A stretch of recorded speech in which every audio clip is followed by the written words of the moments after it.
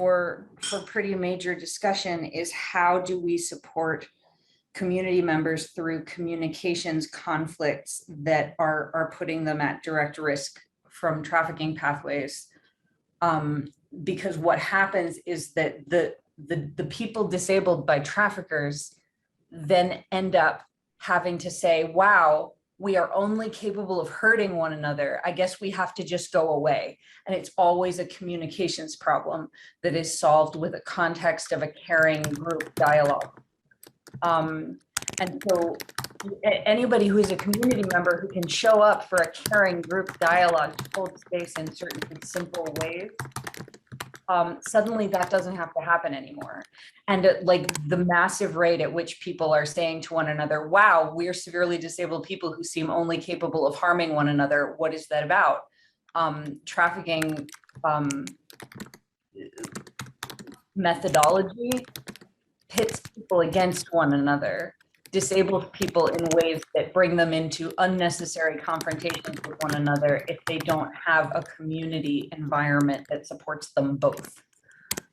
I like to reference this document, Thich Nhat Hanh, Plum Village. There's something on the internet. I hope it's still there. I hope we saved it somewhere. It's called like Plum Village Conflict Resolution Document or something like that. And it's their process for showing up as a community in support of perhaps two individuals who are in some kind of conflict, like primarily holding respectful space to listen to both of them and just be supportive, like non-specifically supportive, like holding the intention of knowing that we are part of the same ecosystem and we want things to be better and we want to be helpful instead of harmful.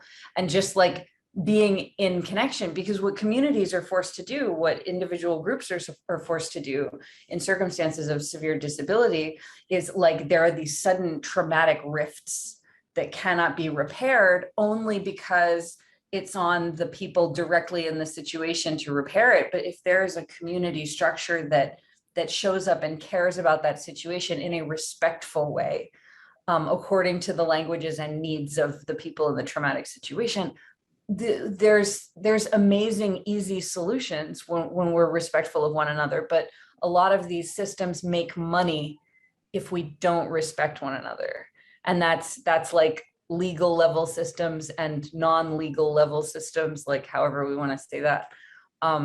The perpetrators and overt criminals, and then we have like systemic policy things that are gray areas, and they're in normal mainstream world, and so like they're on the up and up, sort of, but a lot of them unfortunately are not. So it's like there's blatant illegality, and I don't know what words to use.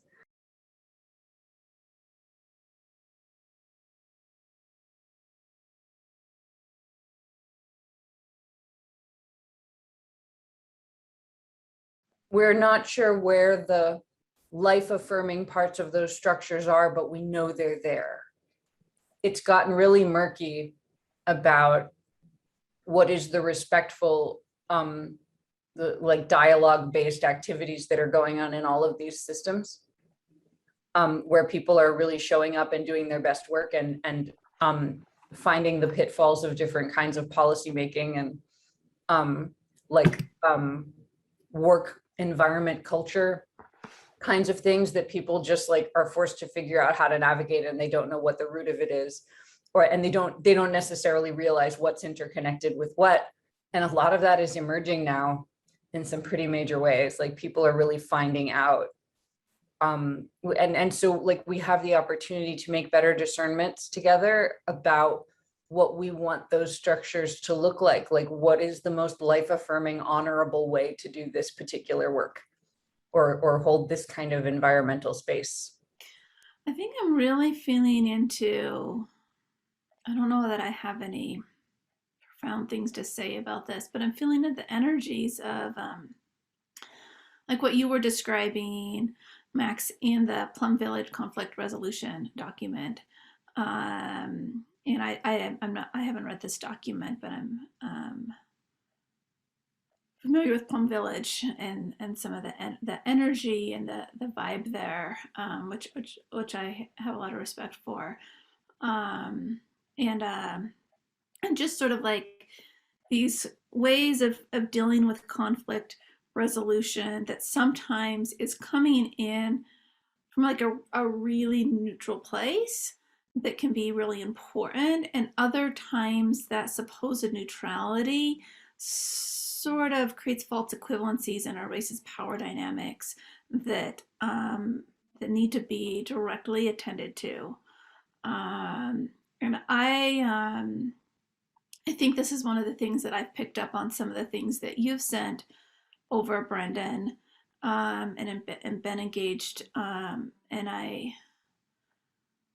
I'm like, yeah, I'm like really feeling into sort of these different ways that we can be in generative conflict with each other that embraces that generative conflict, um, and um, and is very much acknowledging power differentials and in that process, and that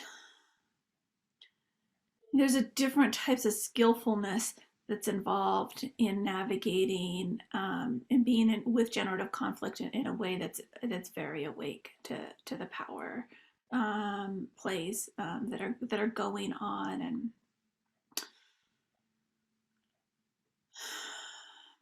yeah, there's some what am I trying to say? I don't know what the words are, but the energy of navigating or being with generative conflict with and without an awareness of the power dynamics is really significant, I think, to sort out. Yeah, I could say something on that. I think there's also a similar thing with dialogue, even when it's from not necessarily from a starting place of conflict, or it's more about people's inner conflicts or just talking through things. There's also like dialogue among people with very unequal power positions and so on is not just neutral.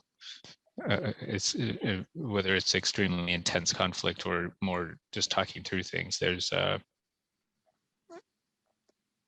that's a thing. And I want to say, I like, as a person helping others, like whether as a caregiver or in any capacity where I've for sure have more power in different ways, both in like a bunch of different respects, like being able-bodied, being able to having a lot lower risk of like of being interpreted. I mean, and this is marginal, but being interpreted as, you know, needing to be locked up or something because I can,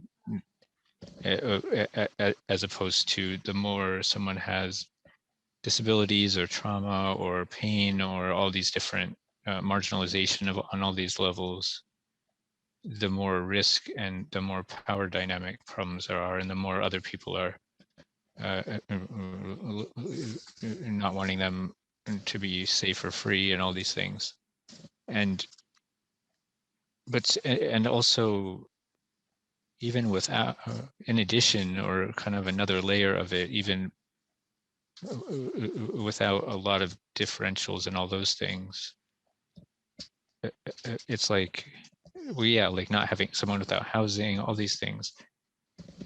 So this applies to like degreed professionals and also all kinds of helping roles.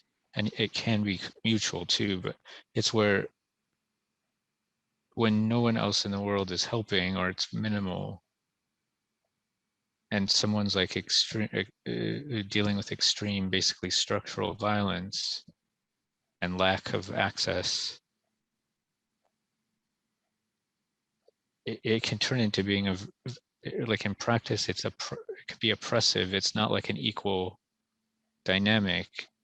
And I don't know, there's something about this that I think is important. Like what, I mean, I have like a visual, it's like there's a sense in which oppression or harm, structural harm, or whatever it's called, kind of flows down, like the frontline helpers or professionals who are helping people in extreme distress are both often in kind of oppressive situations themselves, or constrained, conflicted, like not okay, overwhelming. And then, but it's like even more extreme for the people being helped or not helped or harmed by the circumstances. And then going up the layers of people with more power, everyone is like in some kind of constrained situation, even if it's what will my colleagues think of me, or I'll lose my job, or their policies. And like the whole system is like I mean, some people want a bunch of these things in place, like keeping people silenced and not believed and so on. But even with that, it's like this convoluted mess for everyone, I think, at this point.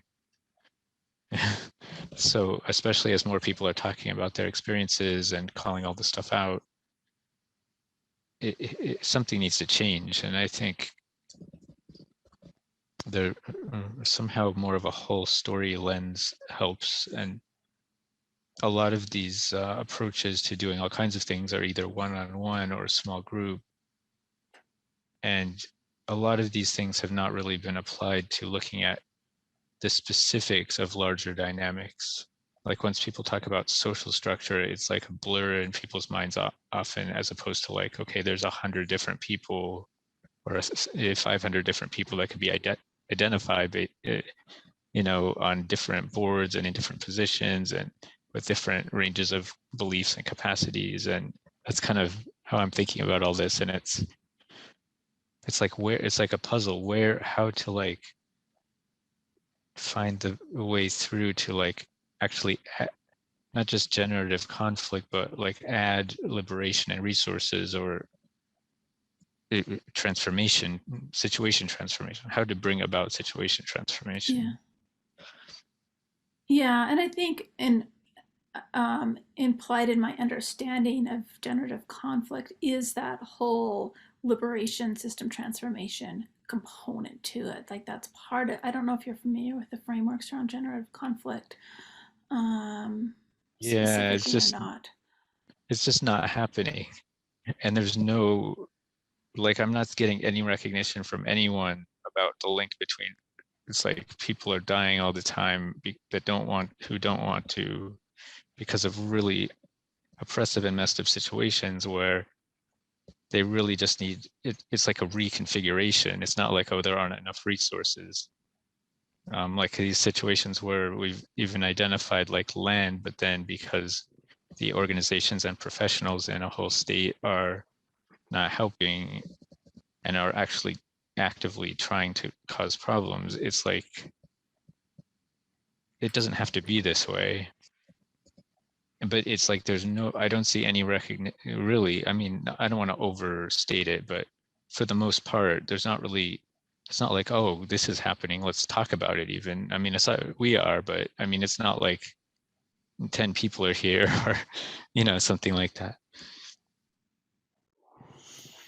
Yeah, I mean, I'm very much hearing and understanding the context of it. Like it's not happening, like where it's happening, it's like this little conversation here and this little conversation there, but not this bigger there's a lot of it's not happening going on.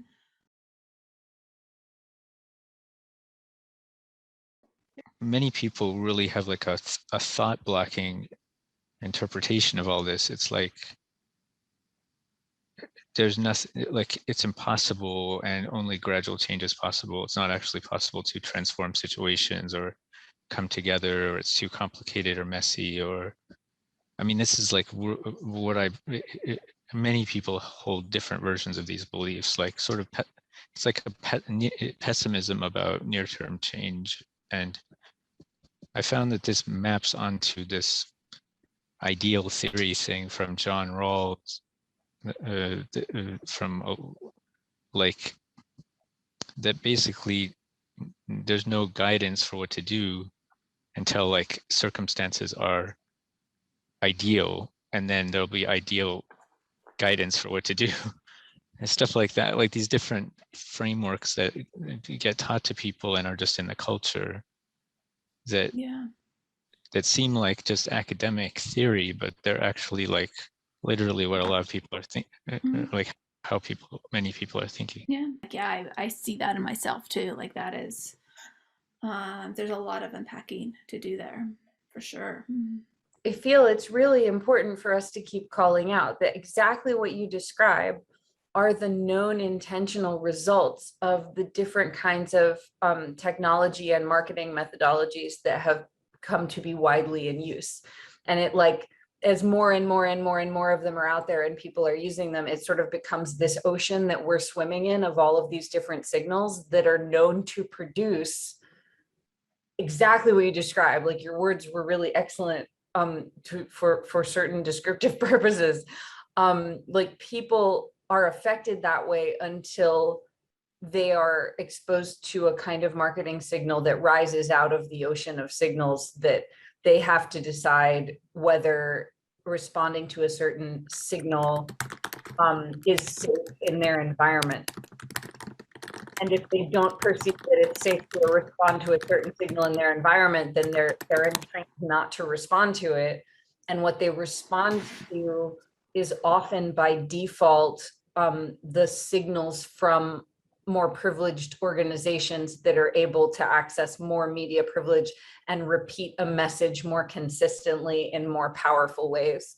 And it's really important for us to talk all the time about how everyday people can do a different version of those same methodologies that is life affirming and honorable, that disentrains us from the stuff that's been causing us to lose sensitivity towards one another, lose a sense of how to connect with one another. Like, we can practice sending signals to one another and in environments that are more powerful than the marketing messaging. And if we're doing that, then we don't get entrained by the marketing messaging in ways that causes us to ignore tremendous suffering right under our noses in our own networks and communities and families and workspaces. How do we recondition all of ourselves to step toward these, to step toward collective resourcing that connects with all of these different situations? Not even necessarily stepping towards any particular situation, but looking for where is someone producing the interstitial resources that allow all of these individual isolated situations to benefit from the learning and the insights brought to those individual situations. How do we make sure that the wisdom gets propagated through networks in at least as powerful a way as problematic things are being perpetuated through networks and affecting all kinds of communities? And when you look at interstitial resourcing, you look at media privilege and how or not, how or whether we are privileged to speak as private individuals or as a collective in ways that can be powerful and meaningful and artful and speak in a way that really resonates. We've got a whole lot of people in kind of privileged classes using those tools against the most vulnerable people. And as long as we allow that going on, we're all being entrained by it. We're all affected by the worst of the trauma that goes on, as long as we don't decide to do something about it. Like, a lot of people have the privilege to ignore it, but that doesn't go on as long as people hope it will. So like, we can all be in this together. I mean, I think we can all think of stuff, like probably most people can think of stuff like I can, of stuff I avoid, or there's just an unconscious avoidance of, like, cleaning, for example. Like, I have to really push myself to engage with that. And I think for a lot of people, that applies to some of this stuff where it seems like just too complex or something. Peter Singer's philosophies have become very widespread for a bunch of reasons. And on the one hand, some of what he was, I mean, basically, I think that connects to the way a lot of people think, because it's like, it's toward, okay, if we're going to think about helping people, okay, everyone in the world is in need. So it's like utilitarian ethics, like there's billions of people in need. So what's the best way to help the most people? Malaria nets. Like if people are just thought of as bodies and not epistemic agents being oppressed by school and around the world and so on. And colonialism and all that, or animals, like helping animals because there's many animals and animal lives are equal to human lives or something. I mean, I don't, it's complicated, but then part of that whole mix of thinking is that disabled people's lives are worth less because by definition disabled people are suffering from being different, and therefore they're like it's makes sense to just triage people who are in a lot of distress, and even when it's situationally imposed disabilities or changeable, like with pain, like when people could get pain management that makes a difference but they can't, and then it's like, oh, you're suffering too much, you don't deserve to live, oh, but you're not allowed to die, so we'll lock you up. And it's like all these like layers of So wasteful. So just like, I mean, if you were gonna come up with a way, like, it's just, there's so many parts of that process that are so needlessly wasteful. It's like, we don't even have to waste any energy blaming anybody about it. Let's just design a better way and stop people being funneled into this kind of destruction.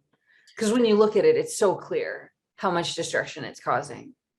So we've got an 8-week workshop. So the 8-week workshop seems to be evolving as a kind of introduction to intuitive intensive. And I don't know how exactly we're going to frame it, but I mean that we keep coming back to that over and over again.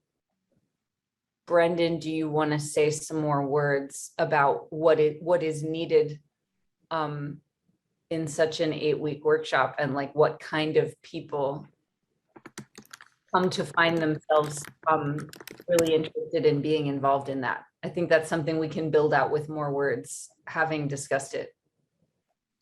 Yeah, for sure. And my answer to that overlaps with the one other thing I wanted to reply with what you said earlier, which is basically, I think more people engaging would be very helpful. And I think that various people have some degree of audience or organizational credibility, like even small organizations or people that have mailing lists, or people who have some kind of Twitter followers, or all these things, can pretty quickly like put together a Zoom call that, you know, if it has a name and a description and so on, 100 or 1,000 people will get on the call. And I think somehow, I mean, this series of calls it's more like us talking through things, but I think I've been thinking for like almost a year, like how to sort of design a little more design than these conversations, but like these, you know, 1 or 2 hour Zoom events that has some presentation and some dialogue. Like I went to this Project Let's, or attended or whatever, this Project Let's anti-carceral suicide care or suicidality care call yesterday or the day before, and that's an example. It's like over 100 people, and there was some presenting of things, but a lot of interaction, and it would be like it went right into these intense topics. It's just it did not go into the depth of like that we're talking, or the angles that we're talking about here. The starting point of how, like, as one person supporting another, what are some of the complications, like boundaries and capacity and all this. But yeah, like these situations happen in societal context, and usually people have been hurt a lot and betrayed, and very few people will help, and many people don't want to hear what they have to say about their experience and all these things. And we're kind of talking about all these other pieces here that fit into that picture in many cases. how do we describe the kinds of support that people feel once they come into contact with the subject material of the 8-week workshop? So in terms of having an introduction to intuitive intensive, since that's the way my brain is grabbing it most helpfully at the moment, what are the benefits of interacting with this process? I mean, what are the reasons that a person would want to be able to learn how to respect and include people who have been most invisibly and violently intersectionalized in day-to-day community resourcing and community activities? When we build our communities together so that they are safe and healthy, how do we make sure that living beings that have been most severely affected in previous paradigms are brought into a life-honoring context, everybody having some way to have access and be respected in that context? What is useful about that to somebody who might move towards this? Well, I mean, it staves off a lot of extreme, terrifying experiences. If you're in contact with people who have had certain kinds of experiences, you are you really are strengthened against the possibility of being surprised by something like that yourself. It's the way, like, wisdom is passed down through families multi-generationally if they're not destroyed by trauma. And wisdom travels through communities that are healthy and interacting with one another. So, I mean, somebody who might not come into contact with survivors of severity can learn so much that protects themselves and their families and their communities by having a community relationship with communities that have experienced extreme distress, because that stuff tends to get lost. And then people have to confront the same terrible experiences over and over and over again, and they can be prevented. We can learn from these things instead of having to repeat them over and over again. So that seems like a big thing for me. I think that's really important. I think one of the things that gets in the way of people feeling comfortable engaging with this whole range of things is just, it's like, it's the I don't know what to do. It's like there's a set of basically bad options or non-solutions, or just doing things the way they've been done. And it's like there's the saying, the devil you know versus the devil you don't know, or something. Like people are more comfortable just doing what they're used to. But one of the broad solutions to many of these problems is I call it take a third option. It's like figuring out some unknown. It's like figuring out the unknown, or an unknown option, and kind of holding space to find that or discover it, if that makes sense. I feel like it's important also to say that people are already encountering the effects of all of this stuff in their communities. It doesn't take the same shape. It's like the ripple effect. Like how does the wave hit your part of the coastline? But like, it's already happening where people really need tool sets for being able to resolve conflict before the conflict happens. And people really need tool sets to navigate emotional processing. And when people go to find these things, there's a whole lot of stuff out there meant to persuade you to spend money, when this should be a matter of common community wisdom that is shared inclusively for the good of the community, for the good of the ecosystem and the entire environment that the living beings are in. Because when we do it that way, it's a much more natural process, and people are like beginning to wake up in all of these ways about how they've been cut off from the natural process, natural cycles of things, and they didn't realize it at all.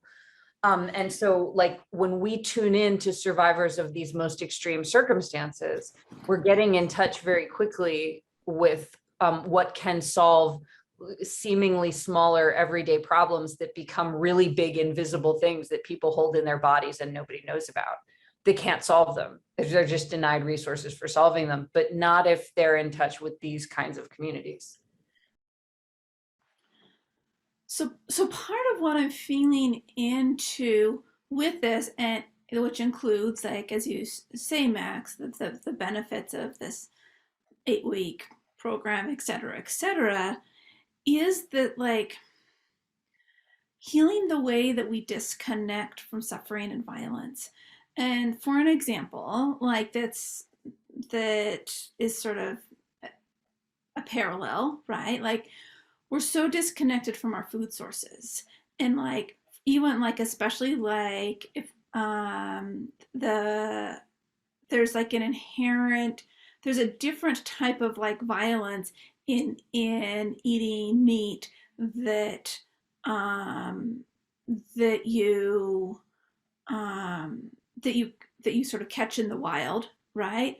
Versus, and there's violence in that for sure, and a different type of violence in like the animal sort of cruelty of like all the big farms, and then but then how on purpose like society and the structures like remove you from seeing all the violence that you're involved in terms of what you eat. And this is, there's plant analogies for this too, and that there's, just for the sake of, this is beyond metaphor because it's just a fractal process of the same thing, of like, as we become more in contact with like the inherent, like, I'm just going to use meat for an example, like that there's a violence and a suffering involved in that process, as we actually, rather than blanking it off and being like, I'm just going to go to the grocery store and I'm going to get this thing that's on sale and not worry anything else about it and then consume it, like that sort of level of disconnect where then you're participating in this violence that then you get to be unconscious of.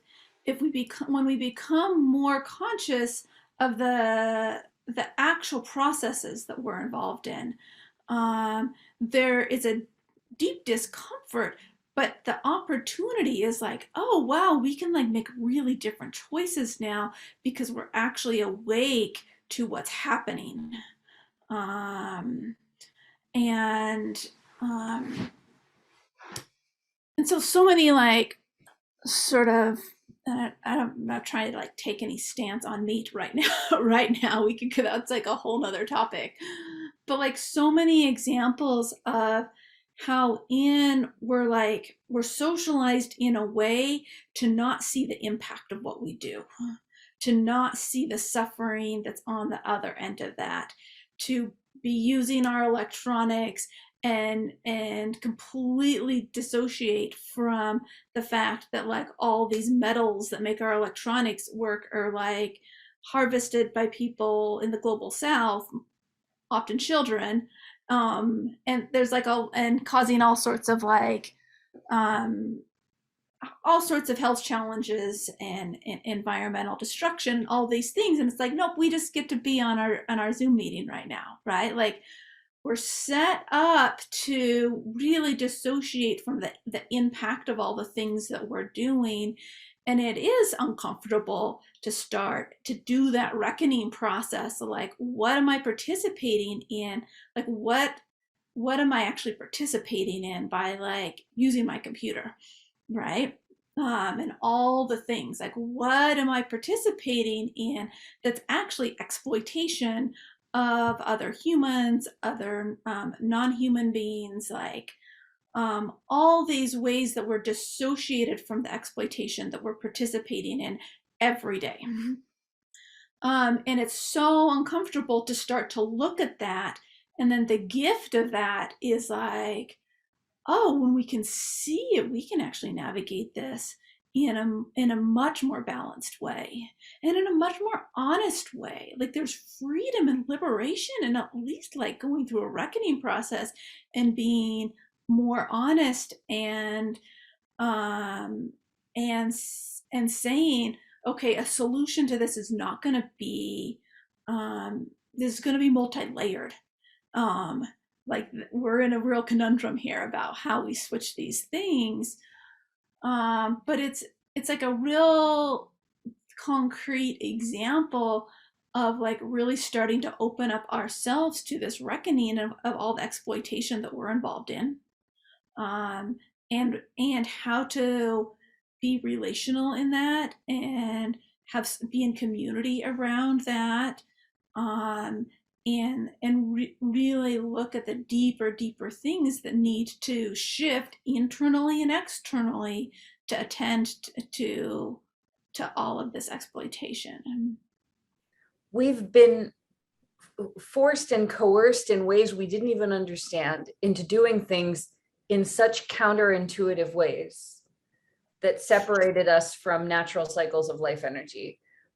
It's been made, the rules of the game have been made so hard that when we realize which rules of the game we need to adjust or let go of to build more respectful structures, it's like we get a lot of our energy back just because we're choosing to do things in more intuitive ways now, instead of always working against ourselves because someone taught us to, or someone abused us into a pattern we couldn't figure out how to extract ourselves from.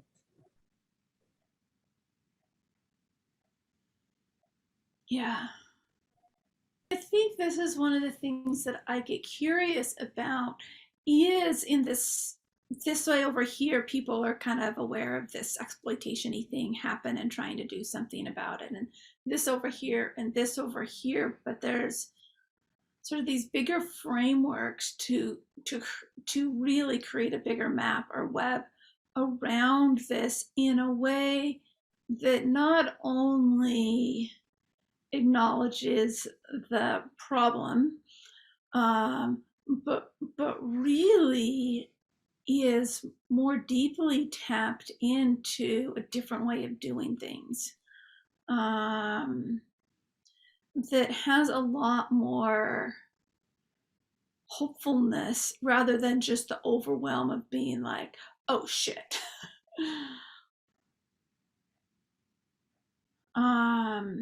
And I feel like maybe that's the map or the web that we're trying to make more conscious. It's already there.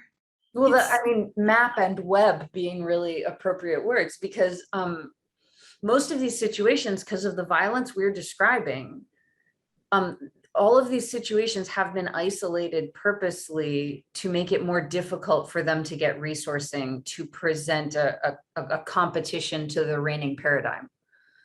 So if all of them are sort of separated from one another in hardship, and you have sort of pockets of more successful communities, but it's hard for them to connect with one another. When you focus on interstitial resourcing, which is a great part of what Intuitive Intensive is talking about and what an 8-week workshop has to address, I mean, inherently, for everything that we're talking about, how is this violent thing that happened over here, how is it related to this violent thing that happened over here? Like, we're like, where do we put our attention? Happening to these people and these people and these people. But if you create interstitial resourcing that improves everyone's situations, and you make sure that the locus of that activity is happening for communities in greatest hardship, the way that it ripples outward is really amazing. There's a reason it's been prevented intentionally. It's very effective, and it can be very easy. Yeah. I mean, interstitial resourcing is a very powerful word salad, very nutritious. And I'm wondering, maybe it's just me because I like geek out on learning about interstitial types of things. But for me, those are like really fun, like affirming, life affirming, like connected, flowy, maybe like just there's a lot of wisdom in those words that I'm wondering if that's part of the doorway that maybe not just me would be really interested in, as far as like like brief words to describe some of the benefits of said workshops or whatever, right? It's to like unpack what interstitial resourcing is a little bit and learning how to engage with it in a way that that really provides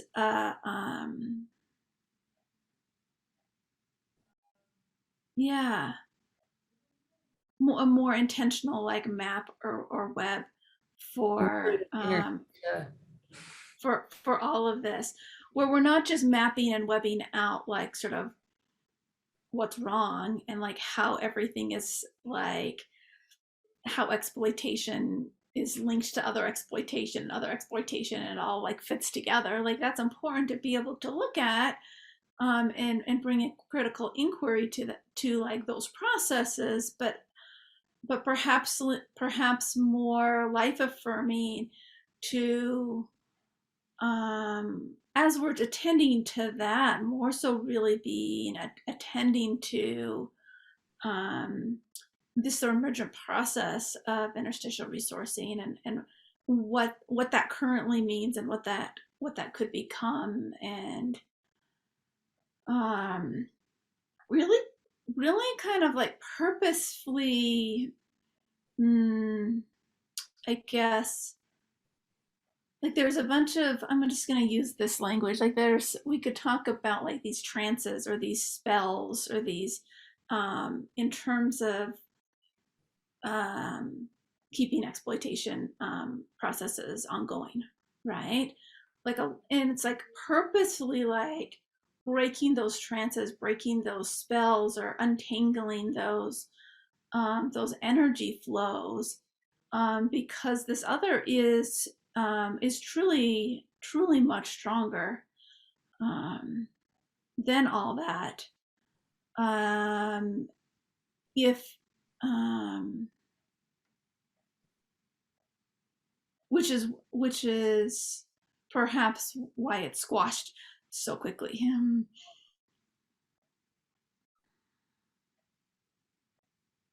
So when we're trying to restore or recreate interstitial resourcing that lets interstitial resourcing grow back in organic ways, like how it needs to emergently, like we sort of create intentional structures to help it, like it's like gardening.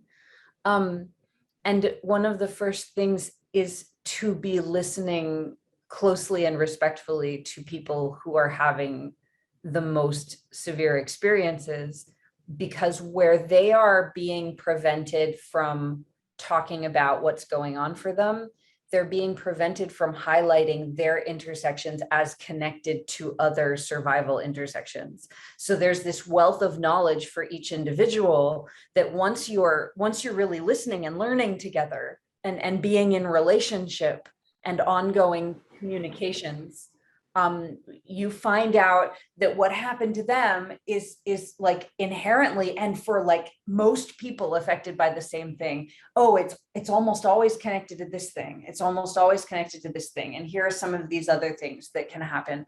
And when you start to notice those and pay attention to them and map them out and prioritize in your communities that those things should not be able to happen the way they happen, you realize there are so many interconnections we had no idea of before at all.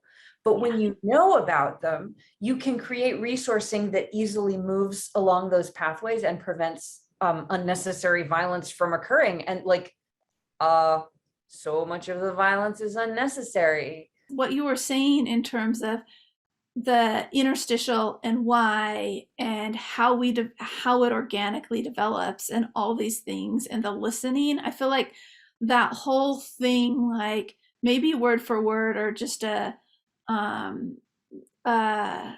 summary version of that feels like a very potent piece in terms of the why. Why sign up for this workshop? Thank you for saying intuitive intensive interstitia. Favorite subject. Yeah. What's in the knowledge base is amazing. What we're learning from one another is really, really amazing. So like, I don't know how this happens going forward, but something is happening. Something's about to happen because all the pieces are there waiting for like the right moment or something. May it be soon. Mm-hmm. Yes, yes, yes. I think the more as a society we really attend to ableism, like a lot can shift. It's huge. Because that is part of what's like driving so much of this. And disposability culture and all of that, and who gets yeah, it's I feel like that piece in like finding accept like language that brings people in around attending to like just really being able to we like all need some neuroplasticity work around ableism in various ways, whether it's like internalized ableism or externalized or the combination, right? Like what, like really facilitating neuroplasticity around how we conceptualize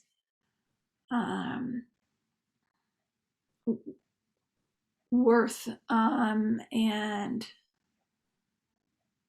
yeah, like who matters and all of that type of stuff and what matters.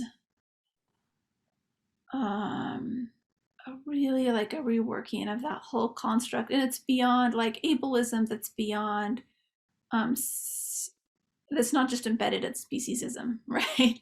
That's connected to the more than human world, and what and who we say matters in terms of like those messages that are unconsciously encoded, that is sometimes for many people they become conscious and they're like, oh, that's not what that's not okay with me. But they're so unconsciously encoded that we don't even realize that they're there. And it to tune ourselves to what matters that emerges from us being kind and respectful of one another. We find out what matters rather than accepting it as a dictate from some source that has complicated intentions. That marketing to us because they're making money doing it. That's not showing up directly in our communities to be part of the experience of being a community in relationship together.